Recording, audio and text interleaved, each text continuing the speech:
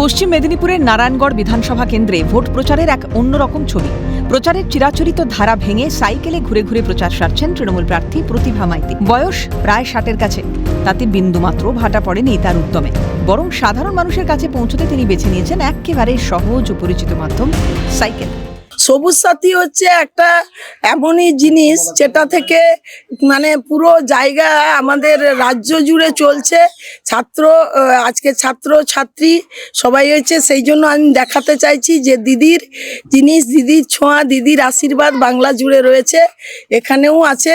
সেই জন্য আজকে এই সাইকেলে করেই আমি বেরাচ্ছি। নিজের বাড়ি থেকে প্রতিদিন সাইকেল নিয়ে বেরিয়ে পড়ছেন প্রতিভা মাইতি। পথে পথে মানুষের সঙ্গে কথা বলছেন, তাদের অভাব অভিযোগ শুনছেন এবং ভোটের আবেদন জানাচ্ছেন।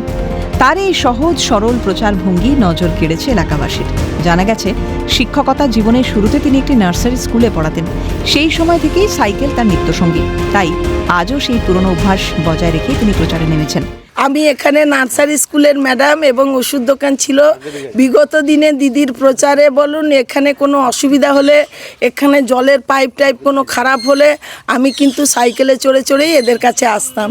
আমি এখন হয়তো একটু কম হয়েছে, কিন্তু গ্রামবাসী থেকে, পাড়া থেকে সবাই জানে আমি এভাবেই সাইকেলে করে আমি প্রচারে বেরোই। উল্লেখযোগ্য বিষয় হলো, প্রতিভা মাইতি শুধু একজন প্রার্থী নন, তিনি বর্তমানে পশ্চিম মেদিনীপুর জেলা পরিষদের সভাধিপতি। ভোটের আগে এমন সরল ও আন্তরিক প্রচার মানুষের মনে আলাদা প্রভাব ফেলছে বলে আশা করা যায়।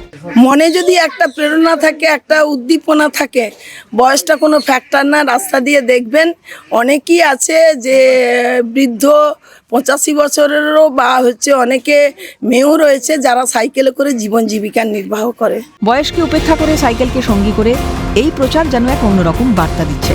রাজনীতির ময়দানে মানুষের কাছে পৌঁছতে বড় আয়োজন নয়, দরকার আন্তরিকতা ও সংযোগ।